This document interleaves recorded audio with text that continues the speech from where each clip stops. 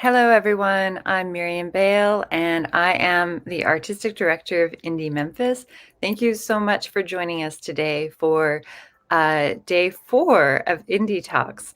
IndieTalks are very graciously supported by the Hohenberg Foundation. They are a part of the Indie Memphis Film Festival, which is sponsored by Duncan Williams, Inc.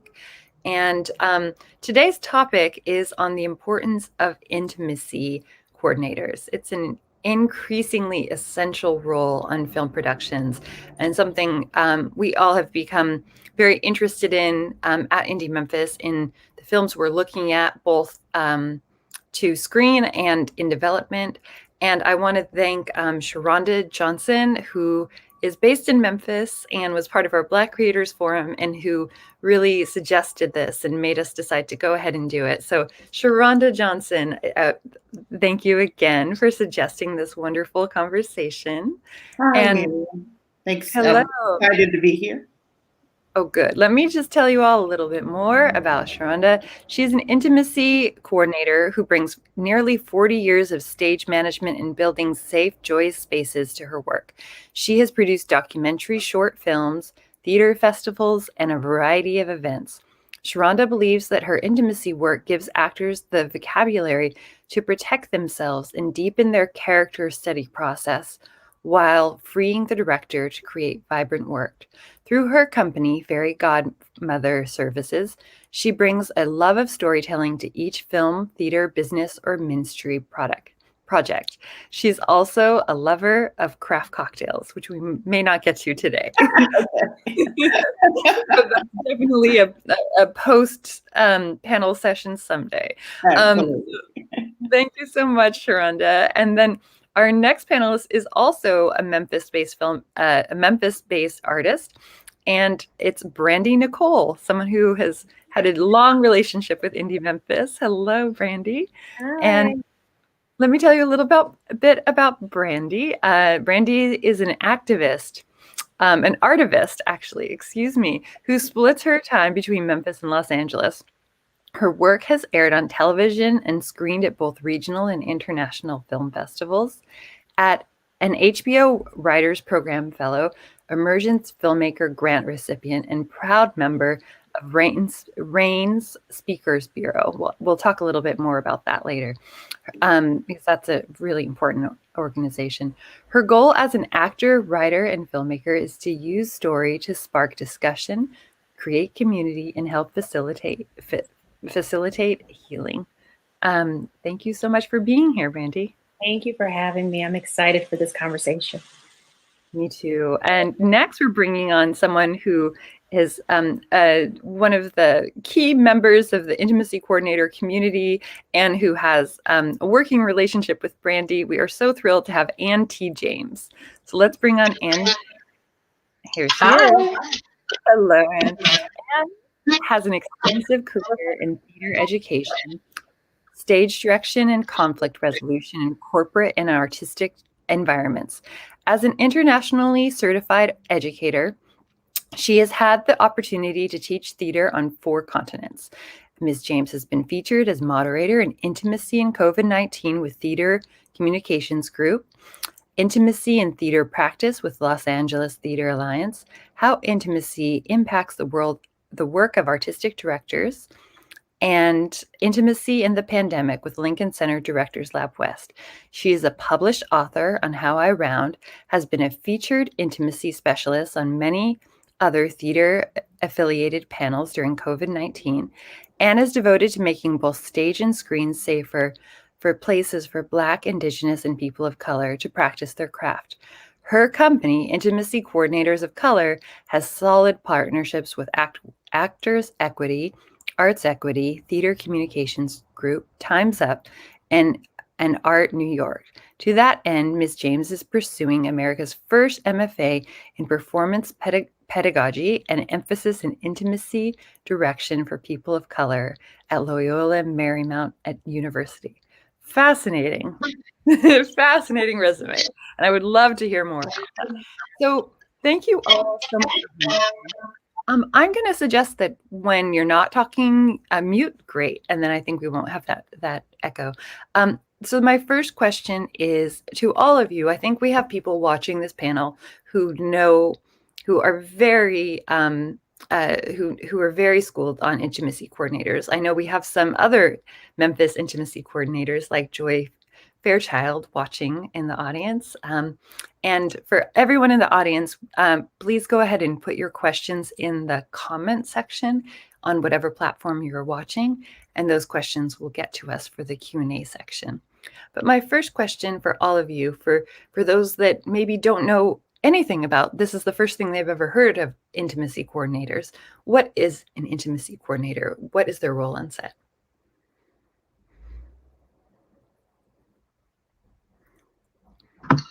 Hi, I guess I'll take that one. The role of an intimacy coordinator on set, I'll tell you what it is not. We are not the sex police. We are not there to infringe on what the director wants from his actors. We're not there to take up space and hold the actors kind of like with the, in a martial law situation. What we are is creators of content that has to deal with sex, nudity, and in some cases, racial content, heightened awareness of culture, heightened awareness of what might be considered as maturity or age issues. We're basically falling in line with all of the protections that the EEOC provides when we're talking about intimacy on set. So we choreograph the scenes. We make sure that everyone on the team is in communication, from the producers all the way to the actor, and we stay involved in that conversation to make sure that the consent of the actors and the boundaries of the actors are intact and that they could do their work enthusiastically. So that's basically what we do on set, and even in pre-production in most cases. Yeah, and I'd just like to add to that, emphasize what Anne mentioned. Also, part of that is teaching the actors in a way to advocate for themselves, to understand that their boundaries, whether those boundaries are based on something, an injury or something with their body or their age or their cultural, or even if they've been exposed to trauma in some point. It's a way to also give them the vocabulary to be able to express that and to speak up for themselves and to express those boundaries with their partners and the folks who are also in the room. So this is something that it's a role that I've been hearing more about recently. And what are some problems that have arisen? Are there any significant examples you can think of things that have gone wrong on a set without an intimacy coordinator? Anything that you feel comfortable speaking about? I can speak up from an acting standpoint because I definitely have friends who have been in situations where, especially on independent projects, well, honestly, sometimes even studio projects, where they've agreed to one thing and then you get on set and then you're asked to do something else and you don't want to be the person that's not the team player.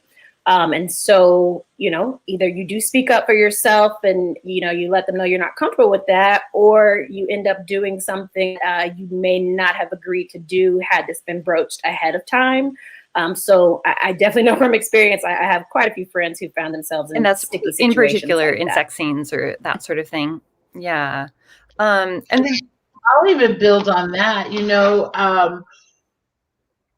Women in general, when we're in a compromised situation on a set where there's a power dynamic, where the director may be a famous director or director with a lot of credits, or co-actors might have more credits than we do, more experience, sometimes it falls onto that younger or less experienced actress to do things that they normally would not do, and that breach their consent and their boundaries. And so there's this social pressure to move beyond your boundaries or stretch your boundaries without any any regard to the trauma that will leave that actor with. And so my company, Intimacy Coordinators of Color, is resolute to enable people of color to have a representation on those sets, so that when those consents and boundaries are being pushed, with our understanding and training of mental health and being able to recognize pre-trauma experiences, we can then step in as a bystander and say, hey, why don't we all take a break? Why don't we come back and revisit this after a small discussion? We can stand in the place of that power dynamic and take the pressure off of the actor that has been asked to do something that they don't necessarily feel comfortable with, and also save the face of the producers or the director by just taking a small break. That is one of the places where we can come in and help circumvent those challenges that would happen on a set. But there are hundreds of stories of actors being asked to do things on set in the moment, and then being stigmatized if they disagree as the one that's difficult to work with. Mm-hmm. More so for women of color than any other group, we have this stigma of having to either be complacent, or we come off as being the angry Black woman, when all we're doing is fighting for our consent and boundaries to not be breached. So I'm very, very interested in developing a kind of activism around that, and that just women of color aren't necessarily angry, but we do have our boundaries. That hits hard. What you're saying, it's absolutely true. And then can you talk a little bit more about, you mentioned in your introduction that mostly we're talking about sex scenes and that kind of thing, but you mentioned other things about racial trauma earlier. Can you talk a little bit more about that, and how an intimacy coordinator would work with that, with race? Yeah. Yes, please, Anne. Sure. So we've been working with, my company has been working with SAG-AFTRA and also with Actors Equity Association to meet the demands of the content that will be coming in the close future. They're going to be stories written, or they're being written right now, I would imagine, stories for stage and screen having to do with the revolution that is happening in our country, also the pandemic that is happening in our country. And so as those stories are being written, actors of color are going to be called upon to be in uncomfortable, heightened content scenes, maybe of violence, maybe of racial violence, cultural violence. There are situations where older actors are going to be hospitalized without family, their characters without family and friends. And so that takes a mental toll on the actor. So not only are we asking for actors of color to be compensated for being in those uncomfortable situations, but we're also asking that the industries make sure that there's someone that is a representative of that culture or of that particular protected EEOC class, that are there to act as innocent bystanders, or to be interventionists in those situations where the actors who are protected by the EEOC, who are portraying characters who might be protected by the EEOC as well, are actually thought about and cared for in a specific way, not only just on set, but actually compensated for the extra stretch they're going to have to take to move beyond their boundaries in order to bring to life these characters and these stories. Particularly with trauma. That's amazing. That's so important. I think this And I'm sorry. One of the things that Anne mentions that's really relevant is I heard an interview with a young man, I can't remember his name, who's in the trial of the Chicago 7. And he was talking about how there was someone on set for the court scene when he's bound and gagged.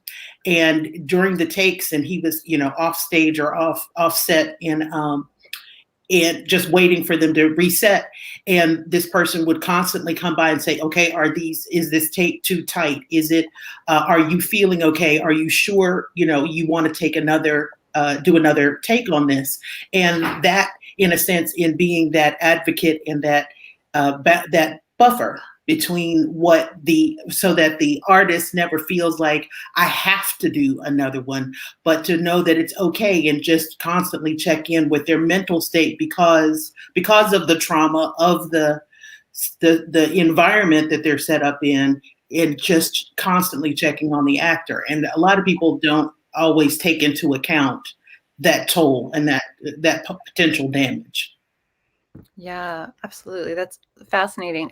Brandi, you've talked a little bit about the experience as an actor. I'd love for you to talk also about your experience as a director for the importance of intimacy coordinators. I think at Indie Memphis really started talking about intimacy coordinators in a focused way with your submission of your script for Spin. So you don't have to talk about it if you don't want to, since it's still in development, but it's a wonderful, wonderful a screenplay that was a finalist for our screenplay Indie Memphis Black Filmmaker Screenplay Contest for the fellowship. And yeah, it's absolutely wonderful. And we were so impressed that you talked about how important it was to have an intimacy coordinator. Can you talk to me about how that came about for you? Absolutely, sure. So, Spin originally was a short screenplay, and now it's been developed into a feature. But it follows a young woman who's had her life derailed after she runs into her rapist, and in the feature version, she is basically trying to prove that he's a predator before the statute of limitations runs out. So I definitely knew, even when trying to conceive of the short, that having an intimacy coordinator was going to be incredibly important. And so it's a small world because Ann James is actually the intimacy coordinator that I've been working with. And I'm excited to go into production with her. Because of COVID, things changed where I've pivoted now from focusing on the short to really focusing on making the feature. But in having our initial talks with Anne, one of the things that I didn't understand at first was, well, if I'm going to be playing the main character, do I need one? I mean, I knew I needed one, but I also felt like, but I'm the one who's going through the trauma. So, if we can't have you for every single day, I think we'll be okay. And Anne really made it clear to me that she is there, not just for me, but for the other actors as well, for the crew who are also going to be exposed to us putting this on and depicting scenes that can be traumatic. And she really is going to be that buffer, as both she and Sharonda have used, so that if anyone has concerns, I didn't understand the fact that I would be the one in power because I'm used to not being the one in power. And so she made it clear to me that when you have those sorts of power dynamics, an intimacy coordinator is paramount. And from then on, I mean, I already knew I wanted one, but after talking with her, I was just like, my whole concept of what an intimacy coordinator can provide to the production as a whole was elevated. So I truly hope that this becomes a role that becomes as essential as a stunt coordinator, where if you have any sort of scenes that involve very intimate moments where people are left feeling very vulnerable, that you have this person on hand.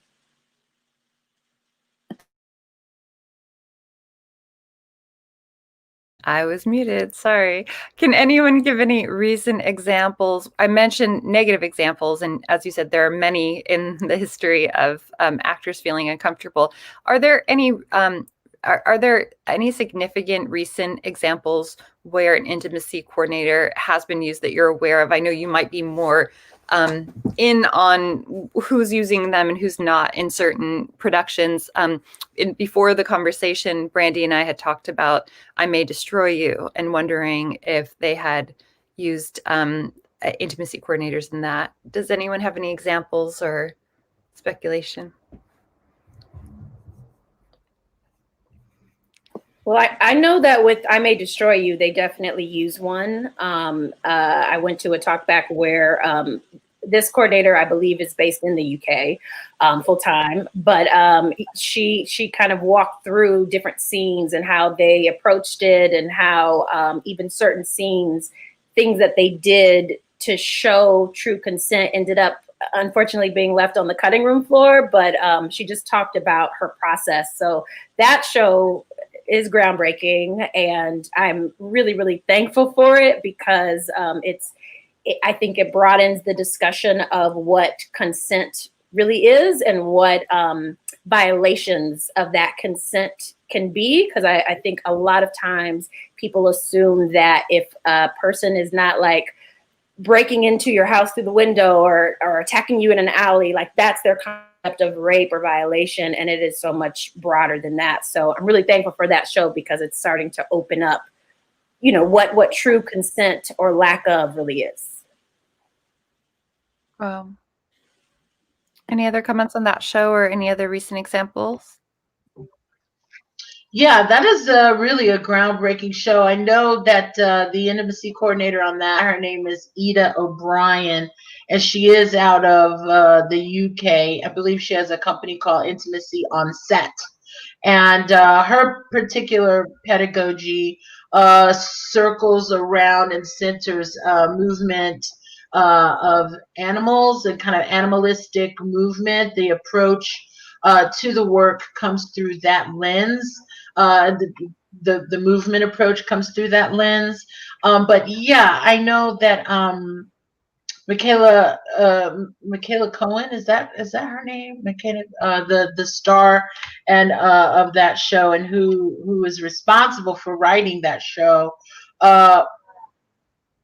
has written a beautiful piece around a personal trauma. And without an intimacy director, I think that show may have been a very traumatic situation, not only for the lead actor and producer showrunner, but also for, like Brandi was saying, the people around the production, the actors who had to portray the perpetrators. No one ever really thinks about what they're walking away with at the end of the day. They should be cared for just as well. The crew was mentioned, and these very traumatic, when these very traumatic scenes come to light, I don't want to suggest that we censor the writers. We just have to support the production team to make sure everybody walks away enthusiastically and feeling whole. Great. Yeah, it is. It's very encouraging to see how much more in the conversation it's been. Sharonda, could you talk a little bit about? I know you've worked in stage as well as film. Can you talk a little bit about how that works in the stage setting? You're dealing with rehearsals. How does it differ in a stage setting than in film?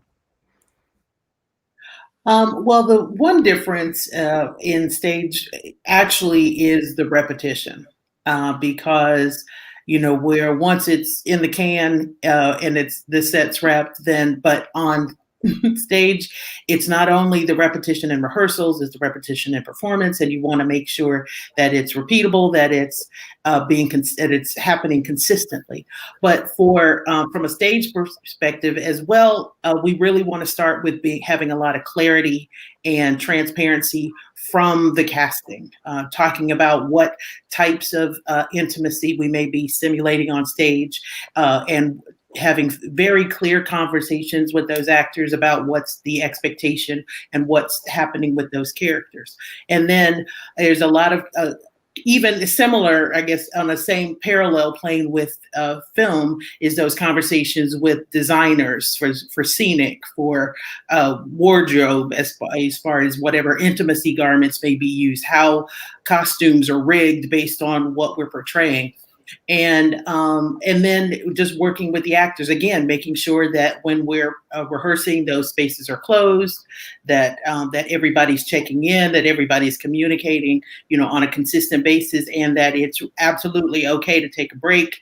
Let's have a conversation. And so I think it's the longevity, which for me also, when I think of like Broadway theater, when you're doing 8 shows a day, for years, just thinking about how much of a toll that can take on your mental health, and making sure that we check in, and with the scheduling as well. No, they can't, and being that advocate for them to say, no, we can't, they can't do this type of rehearsing today, and then tomorrow you expect them to do something else. They need a break, and just taking care of it that way. But for us also, I just want to make sure that I think it's kind of, our work gets pigeonholed into the simulation of sex, but really it's physical storytelling. And there's a wide range of intimacy that's on stage. It can be very caring. It doesn't always have to be violent.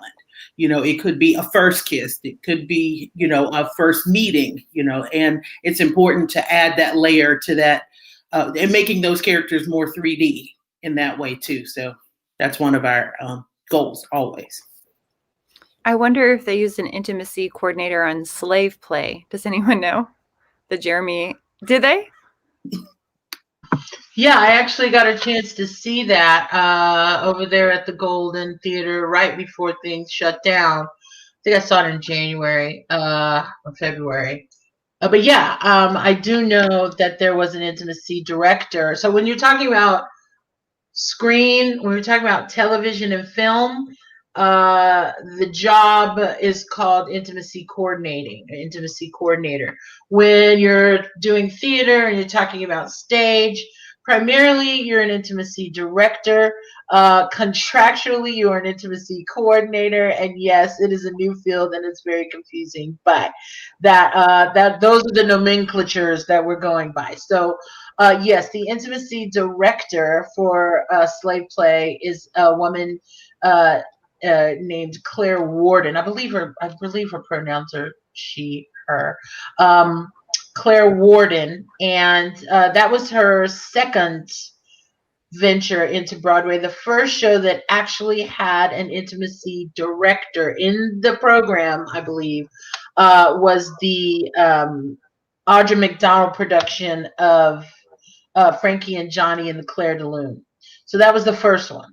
And then I guess the year after that, she went into rehearsal with Slave Play, and then took that to Broadway. So yeah, there has been one so far for Broadway. Wow. Thank you so much for this vast knowledge, and I appreciate it. I have another question. Brandi brought up something about, working as the director and realizing she had the power in that situation after having been the actor. And I want to bring up something that I know that there were, I'm forgetting the name of the show now, but there was a controversy over a female showrunner who had some complaints about the intimacy, and people were surprised that it was a woman in charge and that they had to push back and they felt uncomfortable. I guess I want to ask, do you find that it's a different awareness of women directors or men directors with some of these issues, or does that really have nothing to do with it? Well, so first of all, I believe that you're referring to SMILF, because that was a show that I loved. And then when I read that same article about season 2, that alleged that there were issues not only with violations of, asking actors to do things sexually, but that there were also, going back to what Ann said earlier, some issues of race as well. And I was very disappointed to read about that, because again, I really did love that show. And yes, because it's a woman. So I will say anecdotally anyway, most of the negative experiences that I know of, both personally from friends and then also just from reading in the trades, tend to be, I'm going to say like 9.5 out of 10. It's a man that's running it. So that, again, not to say that women can't, because here we have a situation where things obviously, clearly there was not an intimacy coordinator on hand, or that intimacy coordinator was not listened to. Because I have heard of those instances as well, where the director may not respect the power that their teammates should have, that is their terrain, you know? So, yeah, typically you hear about it, it's with a male showrunner or a male director, but it really can be, rape culture is rape culture, and that can be ingrained in all of us, and we all have unlearning to do. This is a new field. What I appreciate about Anne and working with her thus far is that she has never made me feel less than for the things that I don't know. But I am open to learning. And so I believe as long as you're coming into this with a mind to learn and with a mind to like protect your crew, you know, your crew, if you've hired the right people, want to give you the vision that you have. That's why you hired them. So you sort of have to trust that if they're pushing against something, it's not because they don't want to do what you need them to do.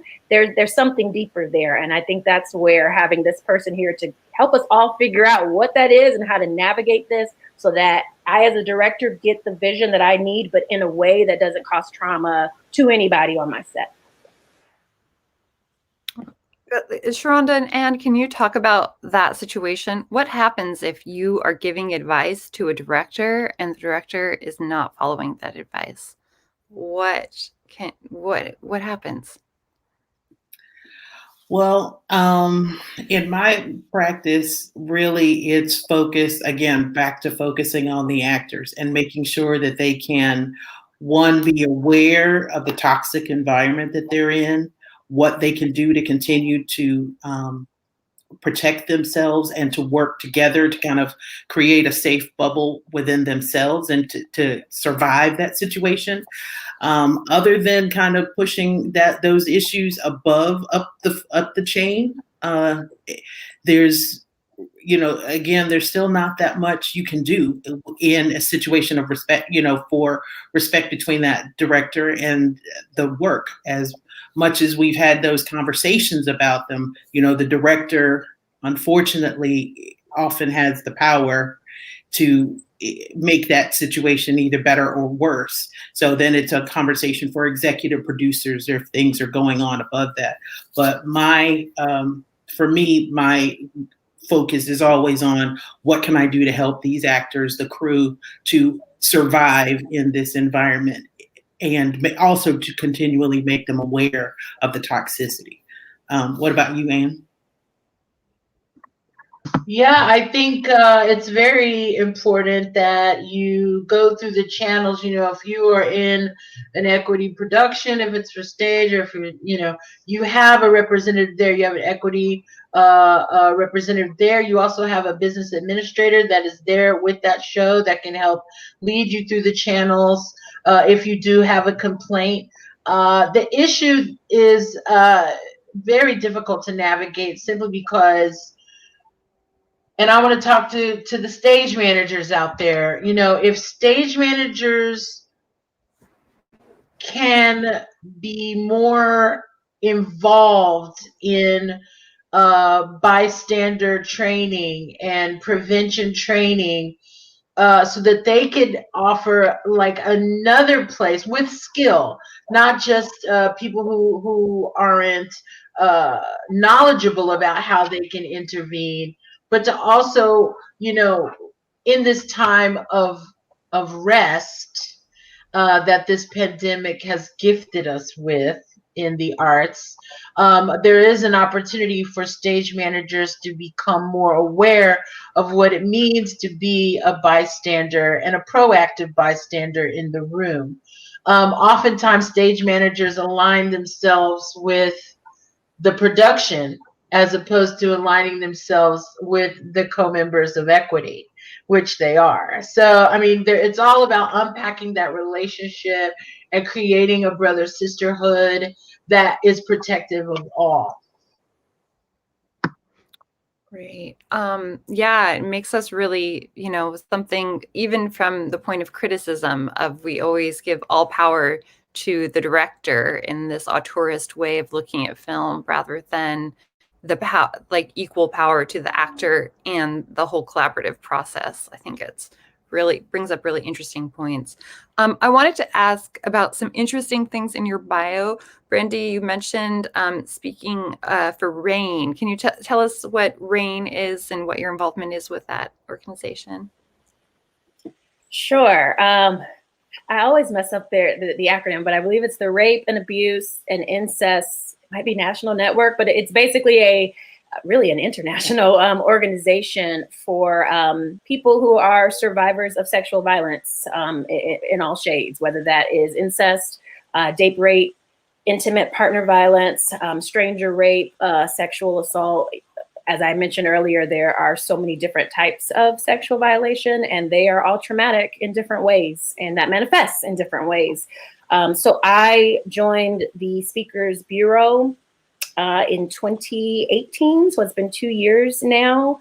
I am a 3-time sexual assault survivor from childhood, adolescence, and then as an adult. And so I speak about my experiences to colleges, to different settings, basically. And I'm generally, so far anyway, I've only spoken to groups that have survivors. It will be I don't know if there'll ever be a day where I speak and no one afterwards comes up to me and lets me know that they're a survivor, because it is, unfortunately, it touches so many people. The interesting thing is, oftentimes people who do approach me afterward haven't shared that with others. And so it's been a very fulfilling role. It is a volunteer thing, but it's been incredibly fulfilling and rewarding. There is, for those listening, there is a hotline. If you Google the RAIN hotline, it is free to call. If you want someone to talk to about this and you don't have access to a therapist at this time, you can actually call that number at any time of the day or night, and someone to talk to you. But yeah, I'm very, very passionate about this issue, and so it comes out in my work. Thank you so much. And I think you're speaking about it probably helps take the stigma. I mean, you're just saying that, yeah. Yes, and like even writing Spin has been incredibly cathartic, and it's been a way to sort of channel all my emotions, but especially the rage that sometimes comes with this, because Spin in particular is about, there's this whole sort of thing of like, are you a victim or are you a survivor? And I'm of the mindset that people are both, because a crime has been done to them.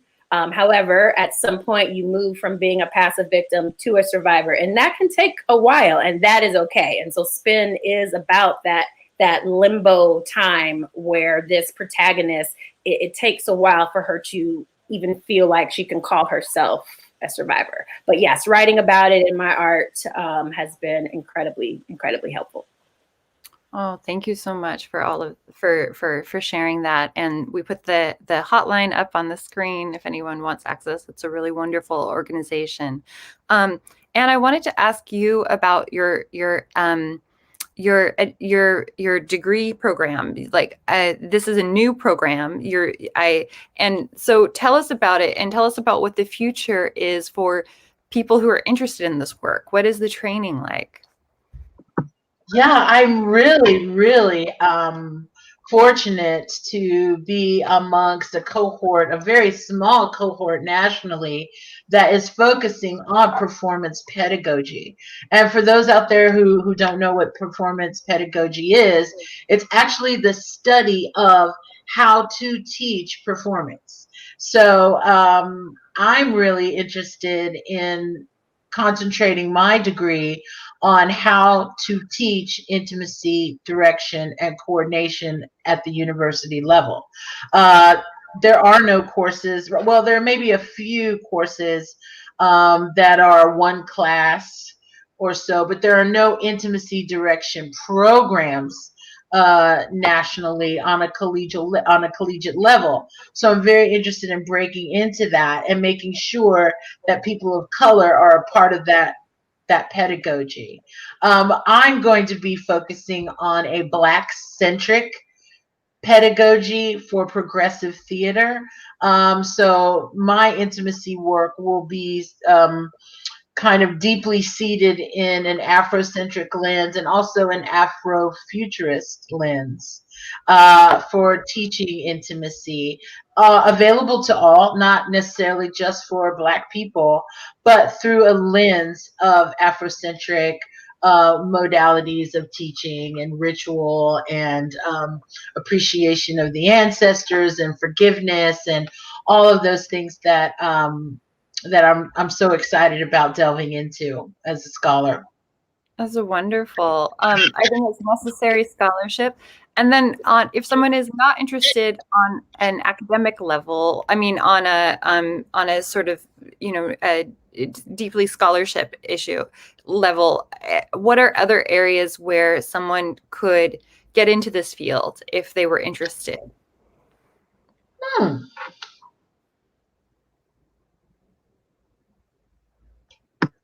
Oh, are you? I can. There are several organizations that teach classes remotely, obviously remotely right now. One of them, who I partner with frequently, is Theatrical Intimacy Education, TIE, and that is run by Chelsea Pace and Laura Ricard. They are both university professors that were doing their own personal private work in intimacy as the field just started, and they met at an AFA conference. So it's a conference for theater educators, and said, "Hey, I've been seeing your work. Hey, I've been seeing your work." So they decided to join forces. Wonder Twin Powers activate, and now they have this company called Theatrical Intimacy Education. They offer online classes quite frequently. You can go to their website and check them out. I mean, maybe someone can drop that in for everyone out there that's interested. There's also intimacy directors and coordinators, I believe, IDC, formerly known as IDI, but they also have classes that are available to take online, just if you want to kind of wet your toe into what intimacy direction and intimacy coordination are. There are a plethora of offerings that they have. And ICOC, Intimacy Coordinators of Color, we offer classes to the public every now and again, but really trying to focus on the curriculum as it stands and making sure that all of the people in our cohort are getting specific and bespoke training to what they want to do in the industry. Because interestingly enough, now that we have established, okay, this is intimacy direction, this is intimacy coordination, now we're starting to hyphenate the industry. So there are stage managers that are specifically trained in intimacy work. There are intimacy advocates, which I consider myself. There are intimacy activists. There are intimacy coordinators, specialists. There's all this hyphenation going on, which is brilliant. So I guess my main goal is to make sure that the industry grows with people of color in mind. So that's kind of my goal in this whole structure. If that answers the question. It does. I mean, it's so important if thinking about how the field is growing too, in terms of racial trauma is something, again, from a critical programming perspective that we're always looking at, and looking at that from the point of production is so, I think, key and important. So thank you for the work you're doing there very much. And all of you. Sharonda, do you have, maybe this is for all of you. So we talked about how someone might become one. What about how would a director who's watching, what is the best way to find an intimacy coordinator? What are the best networks to find and hire someone? I don't know that there's really any kind of a national networking. There are actually TIE is going to fund one that would kind of be a database for it, but most of it's really kind of word of mouth, or who you're talking to and kind of reaching out to organizations like TIE and ICOC, all those kinds of things, or just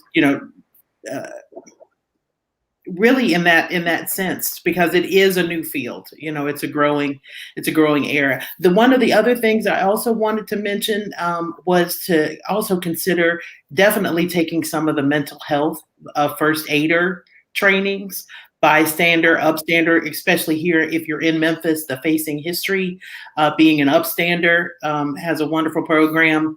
Hollaback has a wonderful program for understanding how to speak up and be a bystander as well.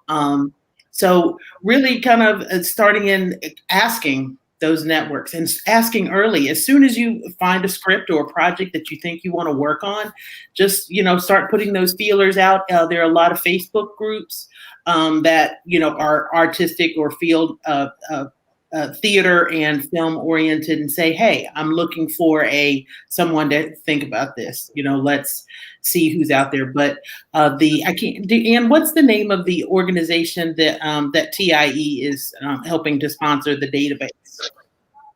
Yeah, it's called the National Alliance of Intimacy Professionals. It's NAIP. And while Chelsea and Laura kind of spearheaded it, it is meant to be an organization that is ruled by one voice, one vote, so that we kind of have a clearinghouse and a central national place for intimacy specialists, directors, coordinators, all of the hyphenates can come together and create national policy, can create national training, maybe national convention somewhere in the next couple of years, to get together and just not be so separated and isolated. There are people in Middle America like Kate Bussell, who's doing Heartland Intimacy. She's wonderful, but she's also kind of like an island in Middle America, not connected to LA, not connected to New York. And so this is a place for people to gather and to collect resources, to share resources. I think it's a really healthy move. Wonderful. So we are going to head to questions. Again, if you're watching on one of our platforms, you can go ahead and put your question in the comment and it will find its way to us. And I will ask the first question, which is from Aventive. And this person says, "Thank you so much for this wonderful panel. Love hearing from each and every one of you. My question is about any thoughts you have on how we can encourage directors, especially indie directors here in Memphis, to hire intimacy coordinators when their budgets are already so tight." I'll speak to that first because again, when Spin was going to be a short film, I did originally reach out to an intimacy coordinator that I found on a website, who first totally ignored me, then eventually wrote back to me and quoted me basically a rate that is more for a TV rate. And, and I asked, because I've made other short films before, I came in with the mindset of, okay, I want to definitely value someone's time and, more importantly, their expertise that I don't have. But I also have to be mindful of my budget. And so I told her what my overall budget was. And I was like, is there any way to make this work somehow? And I never heard back. So I was nervous for a little bit, like, oh, okay, I think, and I did not say, well, I'm just not going to have one. So then in my mind, I was like, okay, I'm going to have to do some extra fundraising for this role. And then through word of mouth, I learned about Anne, and I told Anne the exact same thing. And what Anne did, which was so wonderful, was say, this is what I can do for you at that rate. So that way I am going to be able to get her expertise, but also with clear expectations and clear guidelines of like, this is what makes sense for her to still live and work and thrive as an artist, because she is an artist just like me. And so, you know, you sort of have to, well, number one, you do have to make it a priority, especially if there is, well, at least with my project, it was just key. It was super prominent in the script. And so it is essential. But you also have to have like a clear understanding of like, well, maybe you can only afford to bring them on as a consultant versus having them on day to day. Or maybe you need to cut from here to have here. There are a lot of ways to massage it, just like any other thing that you need to make your production happen. You really have to think of this role as essential. So from my perspective, I would encourage you to do it. I do believe that my team took my approach to this so much more seriously because I had one. Because once we added her bio to our lookbook, there was just it elevated the production, because then everyone knew, like from the top down, we are approaching this with the delicate gloves that it really should be approached with.